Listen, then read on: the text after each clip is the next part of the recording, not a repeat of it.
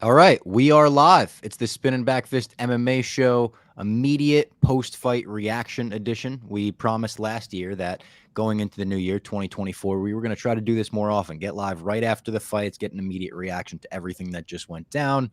And we had a good card, the first card of the year, 2024. We're going to get all into all of it. The show is presented by New Amsterdam Vodka, though. New Amsterdam Vodka is born for an uncompromising passion for great vodka. While making great vodka is a passion, we are inspired by those who stay true to who they are and share an unbridled passion for everything they do, from pursuing their dreams, maybe their championship goals, to celebrating with friends, to having an epic night out. This is why New Amsterdam Vodka is the official vodka of Barstool Sports. Find your wins with New Amsterdam Vodka. The best in the business. Pink Whitney, all of it. Yeah, shout out Pink Whitney, shout out New Amsterdam Vodka. Whether it's just the classic blue label or the Pink Whitney, or, I mean, they have loads of options. Shout out New Amsterdam. I'm sure a lot of people were drinking New Amsterdam tonight watching the card. No doubt. Hopefully they're drinking it while they're watching Spinning Backfist right now. What did you guys think of the card, the first card of 2024? They kind of come in with like a whisper, not with a bang, because that's next week's card, the pay-per-view, the stacked pay-per-view we've got in Toronto and stuff. I thought it was a pretty good card, though. I mean, yeah, it was a lot. I mean, 7 finishes, 11 fights, pretty good. Some highlight reel finishes, some good fights. I mean, Batista, Simone was a banger. It was awesome. Great fight. Batista, I mean, now he cracks the top 15. Simone, that was an unreal performance by him. Striking looked great. Yeah. I thought he was, him and Ankalaev, I thought were like the stars of the night, like the performances of the night. I would agree. And obviously, just because we love Jim Miller, he was a great fight, great win. Obviously, his fourth finish in 5 fights. The only one that he didn't get it was in the Alexander Hernandez fight. And then he had an amazing call out. He called out Paul Felder. He called out Matt Brown, the immortal Matt Brown. He called out Brock Lesnar because we were talking about that being a 50-50 fight. Logan DeWolf in the chat has noted Paul Felder is at post-fight interviews right now. Felder seemed like he was, he wasn't against it. Certainly not against it. He's in the USADA pool. I guess that doesn't matter anymore. But he made it noted that he was thinking about a return, dipping his toes in the water. I think that's the fight to make. If he wants to do it, that's the fight to make. Yeah, no. I saw him on the mic. I think Lee tweeted him out. He was on the call tonight, correct? Yeah. Yeah. And I mean, that fight would be awesome. Obviously, the Brock Lesnar fight would be the best one. But no, all joking aside, Jim Miller, tonight, he'll be ready, right? We could. I think so, yeah. Yeah, I mean, so what? That's 4 months? I think he'll be ready. I think it's literally like exactly 3 months from today. To the day, yeah. Yeah. So that was why I was interested with him being booked in this spot, because obviously the UFC probably wants him to be on UFC 300 and still have him fight here. But I mean, maybe Jim asked for it. And Benitez was never going to be an easy fight, but he got the finish. He looked good during it throughout. The leg kicks got to him a little bit, but outside of that, I mean, it's not a massive win, but we're not looking for Jim Miller to go on a title run. So, did you see the picture of Benitez's leg that I tweeted? Yes, insane. I mean, dude. Miller went into that fight with the game plan of just making his leg look like that. Yeah, and Felder joked that right after he got called out. He's like, "Hey, I love a leg kick battle. Like, I'm down." He's like, "I just got to start working out if that's going to be a thing."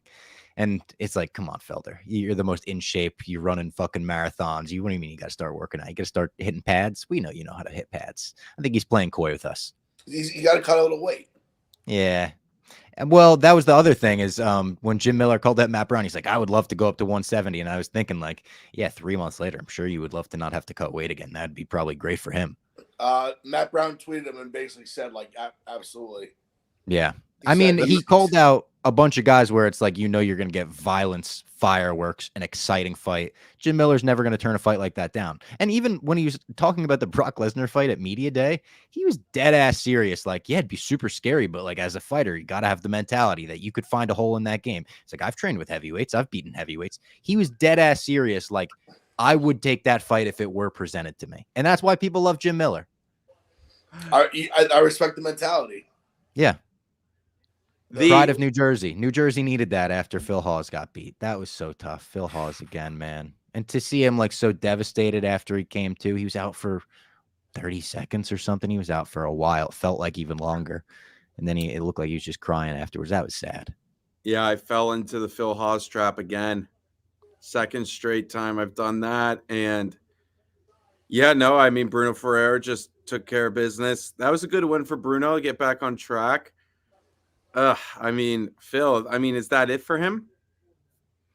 It might be. His reaction afterwards kind of made me think that, to be honest.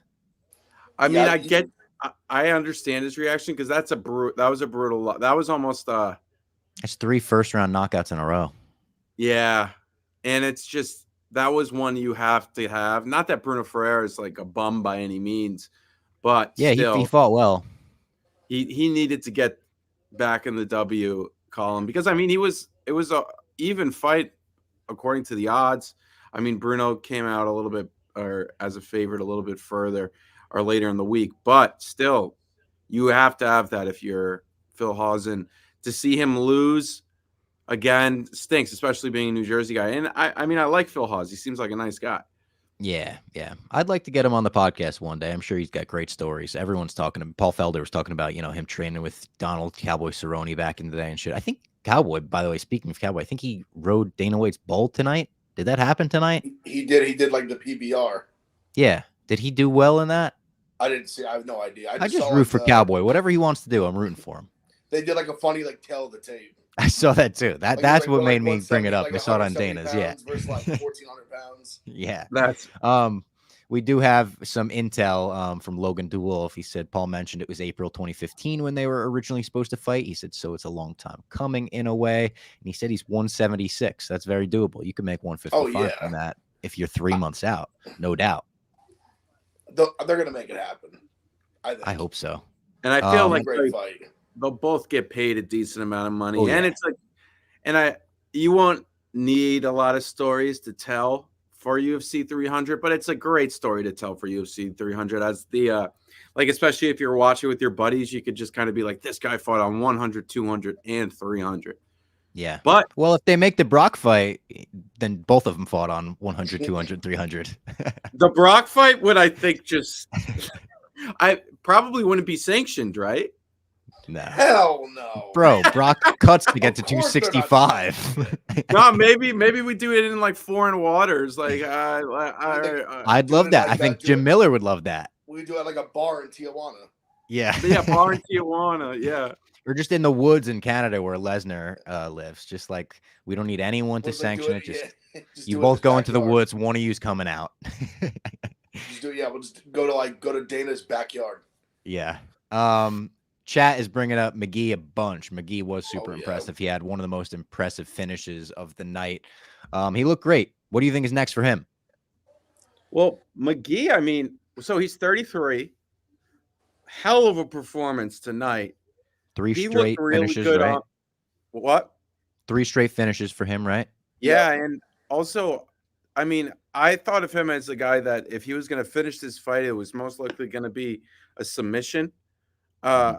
And Marcus, he looked good on the feet the entire fight. And I know, but I was kind of disrespectful towards Bolaños coming into this saying he's not UFC caliber, but I mean, he is a kickboxer.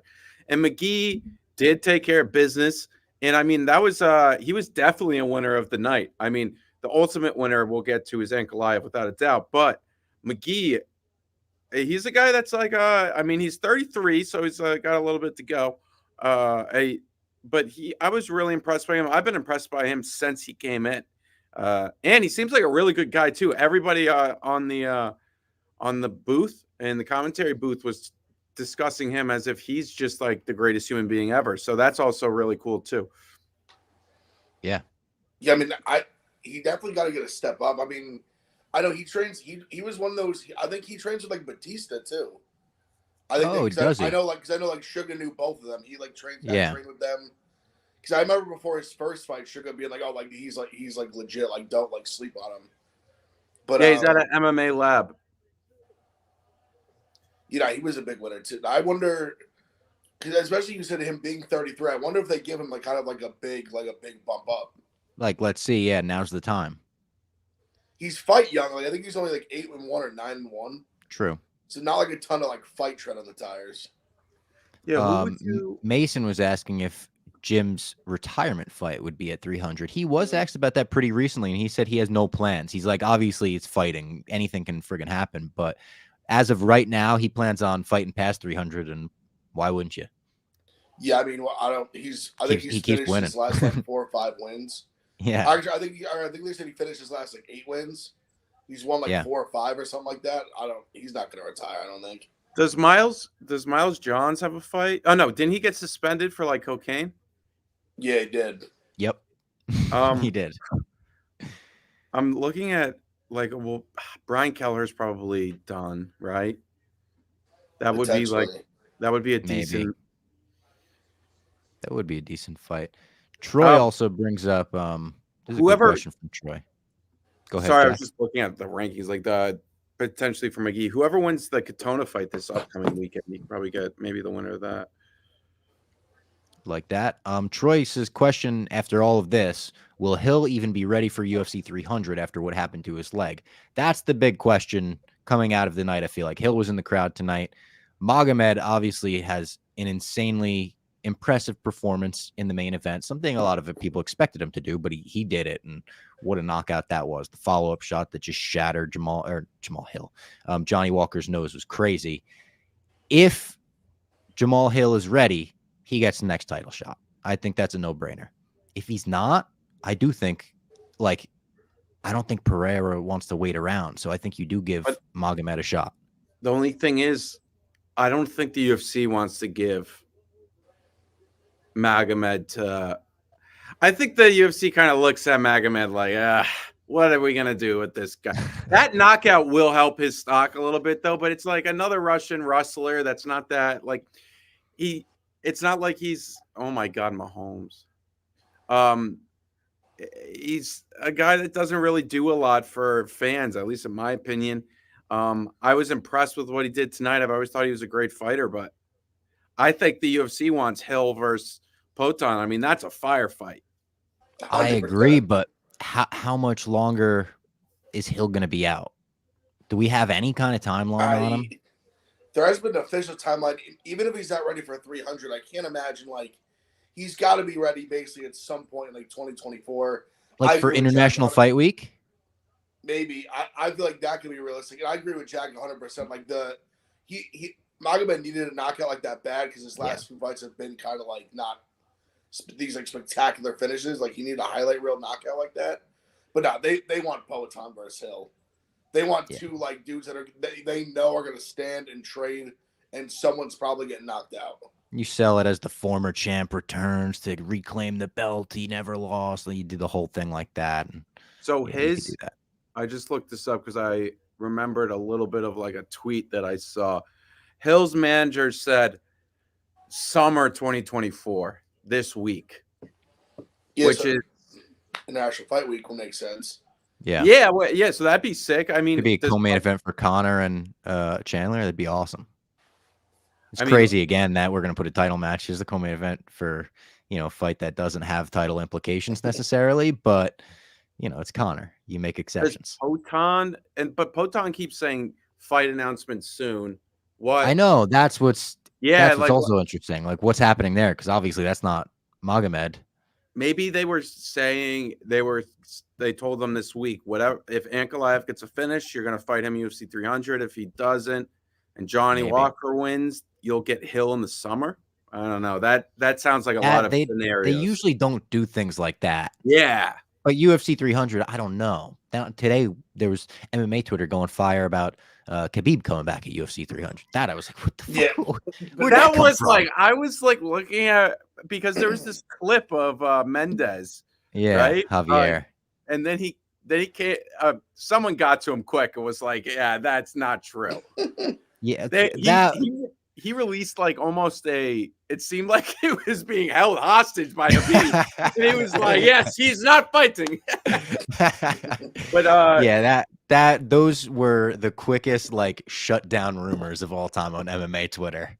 I also feel like I see Khabib on his Instagram a lot. I'm like, he's not in fighting shape. Bro, what would he fight at? He might fight Brock Lesnar. That was the fight to make.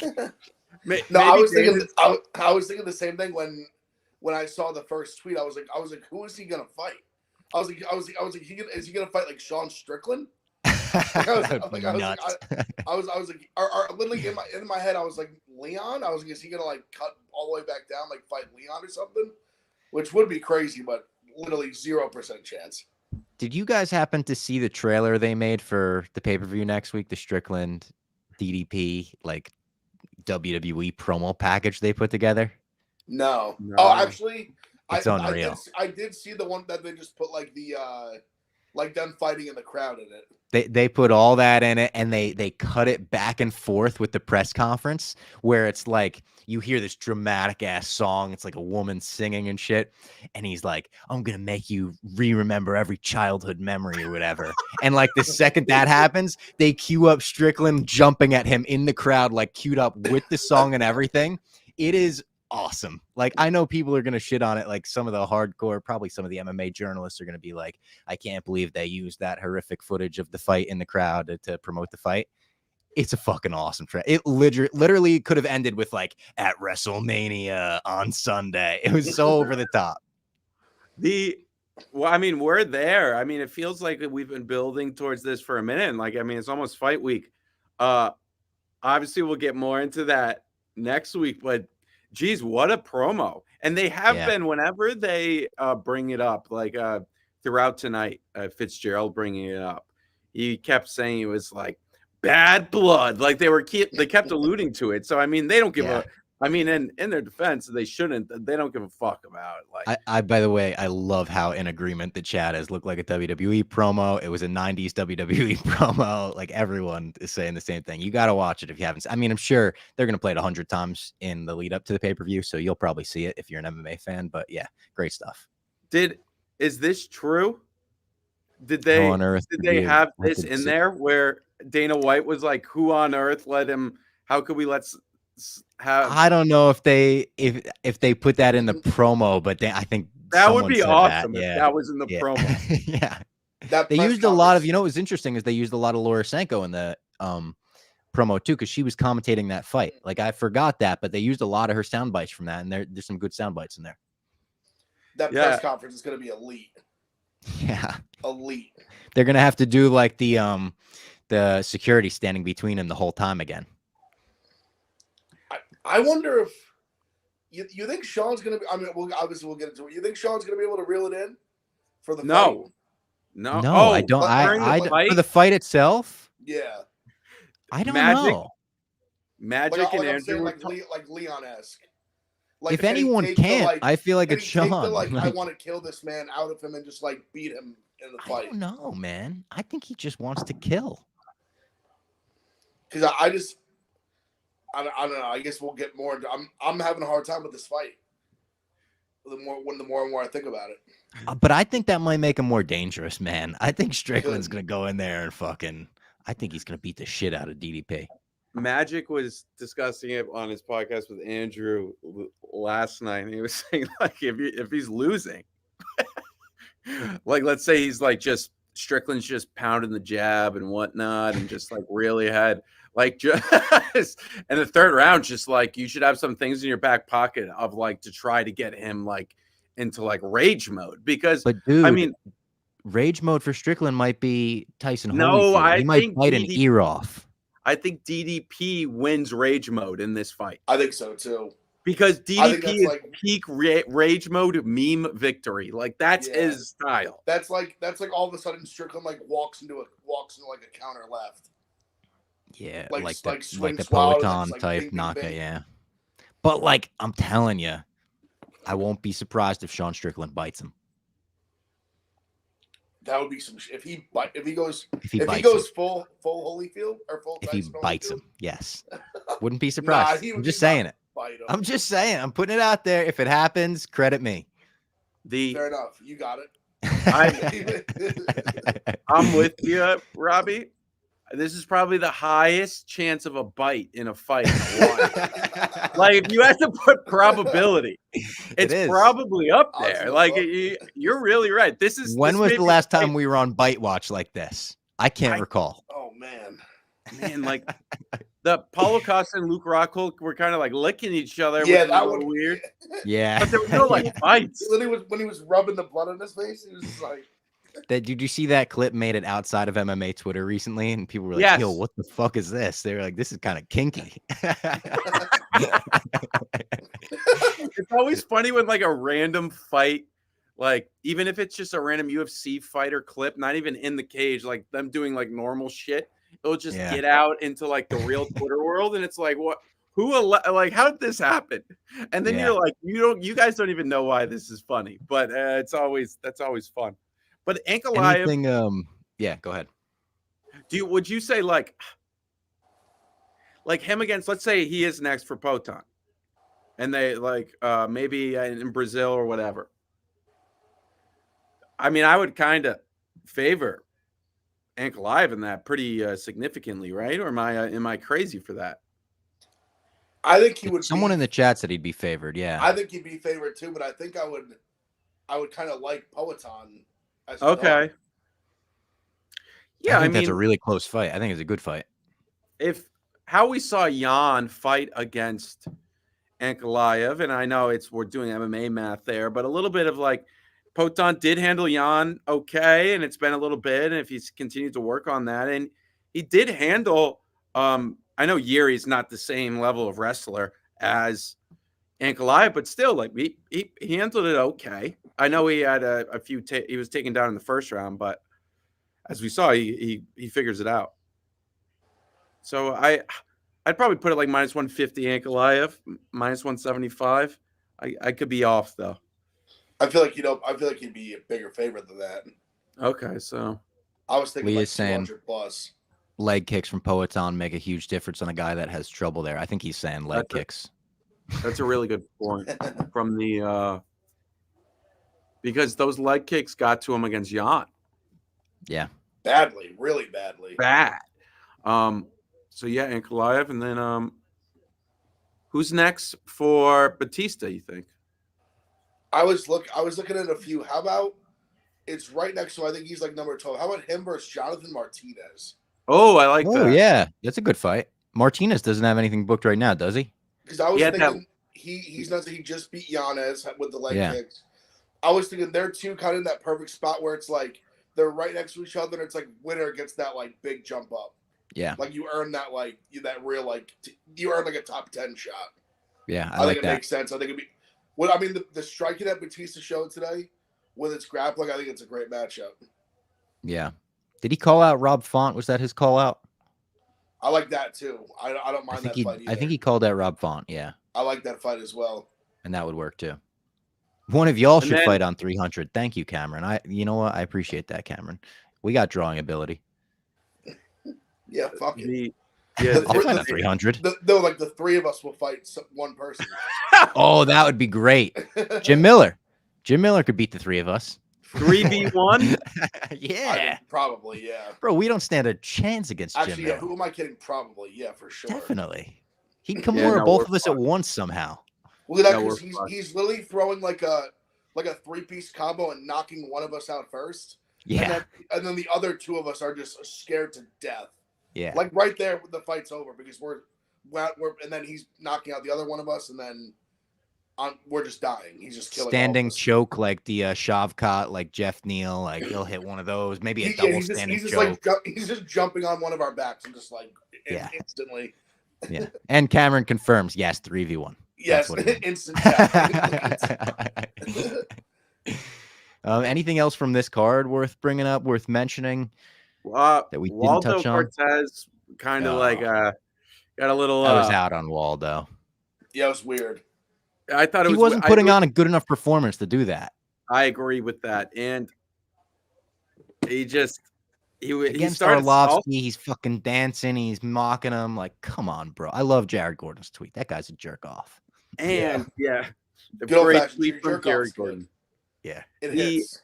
Yeah, on a sport that's based a lot on respect. And I'm like pretty much like you can do almost anything you want as long as you win. But like that was like he didn't really even. I mean, he 29-28'd like a a shell of Andrei 44-year-old Arlovsky. Andrei Arlovsky. Yeah. it's- I wrote the blog. I said, there's a time and place in this sport for showboating, for even being straight up disrespectful. I don't think this was the time or place. No, yeah. I don't think anybody thought that. He's in his prime in like a competitive fight with like 90-year-old Andrei Arlovsky. Yeah. And thinks he's Dude, like. did Arlovsky make his UFC debut in like 2002? For real? Yeah. It was something like that. He fought on like UFC 27. I mean, that's just his first UFC card. Let's see. I think it's UFC data. 27. I think you might be right about that. We're joking 28. About he fought 28 in 2000. This man fought in Affliction. Yeah. Then they did like one card. Bro, he fought in M1 in 1999. He was fighting when I was 1 year old. Show this guy some fucking respect. Preston Parsons looked good. Semmelsberger, Yeah, I mean, it's unfortunate. Like I don't know how much longer of a go he'll have in the UFC, but he just So I didn't have audio for any of that fight, but you texted that he wasn't going to his gym as much because it was an hour away. Is that right? Did he say before that? the fight, Charlie Arnold, I think her Yeah. name, former WWE. She's been like she works like everywhere. She's been on First Take. She's been on UFC a bunch. He was as he was walking in, just given the background, I was like, yeah, he had a tough 2023 trying to turn the calendar in 2024. He told me he really didn't take it as seriously as he should have in 2023. One of his biggest excuses was he didn't go to the gym as much because it was an hour away. And I was like, I feel like we hear guys to bring up Big F's favorite story of 2023. The guy there was that Brazilian who came on like a speedboat from like 10 hours away. He took a 10-hour speedboat to get on a plane to another plane to Vegas. Yeah. And for one shot, for like a fight that if he lost, he was just going home. This guy, I said in the group chat, I said, there's got to be like 100,000 people plus that commute over an hour just in the New York City area. That's probably way low. Yeah. I mean, like every day, I think most of the people at Barstool have a commute like that, and it's Barstool. You know, it's not like a fight to the death. You know, not to the death, but UFC is a fight for your life. I mean, anything could happen in the cage, and you're not training because your gym's an hour away. That's crazy to me. An hour's not, bro. My commute every day is 45 minutes, and I think it's a breeze. I think how blessed am I that I have a 45-minute commute to work? Yeah, what are we talking about? No, I wish I love Semi the Jedi. You know, I love the Jedi, of course, but that's yeah. I hope he turns it around in 2024. I'm not. He just said, "Hey, it's unless Charlie misinterpreted it." Yeah, which I feel like she wouldn't have. But still, Parsons looked good though. I think Parsons is a decent UFC fighter. Like he'll be around. Yeah. He has decent striking, really good takedowns, and he doesn't have like amazing finishing ability, but he's still pretty good. Like, and also he's a Duval guy, Jacksonville guy. You always gotta love those Florida Duval guys. Whenever you win and yell Duval right after, or like when they were introducing him, his corner was just yelling Duval. Like you just gotta ride for that. Speaking of football, Jim McMahon from the Clouds at this card. One of the more unsuspected UFC crowd, participants of all time. They're like a legendary Hall of Fame quarterback, Jim McMahon. Didn't know he was a fight fan. Interesting. Does he live in Vegas? He could just. He was wearing sunglasses the whole time, but he always wears glasses. I was gonna make like a Vegas joke, but he always wears glasses. I think he has something like a light sensitivity or something. Fareed Basharat didn't really impress me that much. He got the job done though. His cardio is unbelievable. Lapidus, I think, is a pretty good fighter. He just kept getting taken down. And then, no disrespect to Weston Wilson, man, but we're about to disrespect to him. That may be the worst fighter in modern UFC history.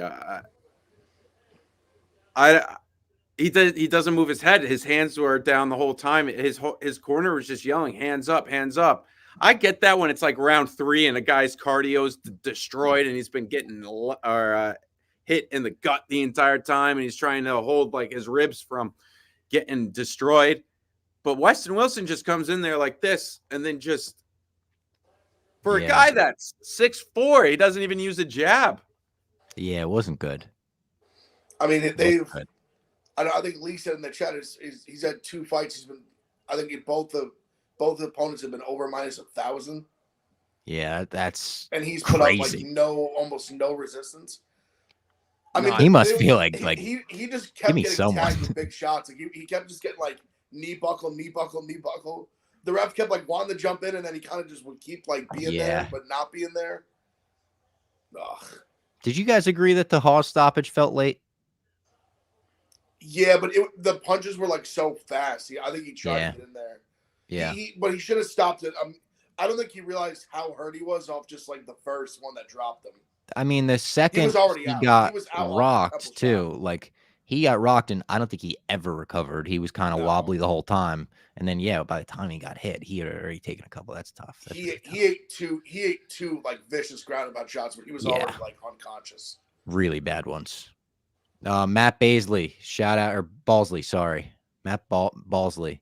Shout out you. Make sure you like the stream and subscribe. That's right. We're going to be live this week for a little preview show of the fights. And then after the pay-per-view next week, we're going to do this again. And you can come here and, if you got no one to talk to fights about, talk to us about the fights. Get in the chat, get involved. Appreciate everyone who did get involved tonight. Kyle, Troy, Matt, Ben, Riley, everyone in the chat. All our favorites, MPI, Logan, of course. Shout out Joshua Van as well. Yeah. I mean, first finish of the year.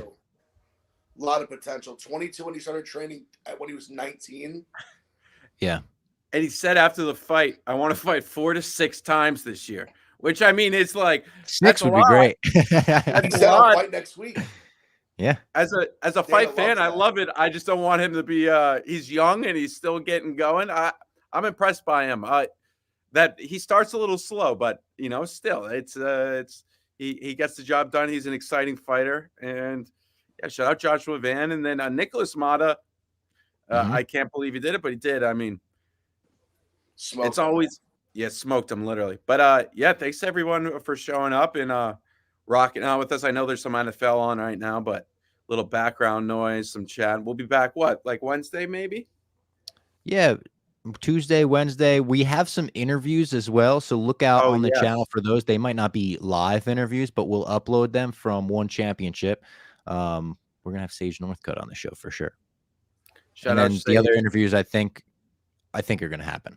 I'm pretty sure. So I don't want to announce them yet, but Sage Northcutt is confirmed. Will be on the show this week. He was on before, and if you remember correctly, that was maybe one of the first times Hot Billy really got us with a good prank. Hot Billy was just like, you got to ask him why he's always walked out the seal. Ask him why he's always walked out the seal.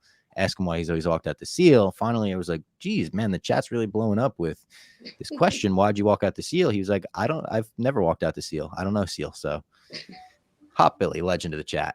No prankster, Hot Billy. I love a good harmless chat prank. It's good stuff. We love our chat here on Spinning Back Fist. I wonder you know what? I'd like to get Joshua Van on the show at some point because that would be Barstool Van Talk. For sure. Yes.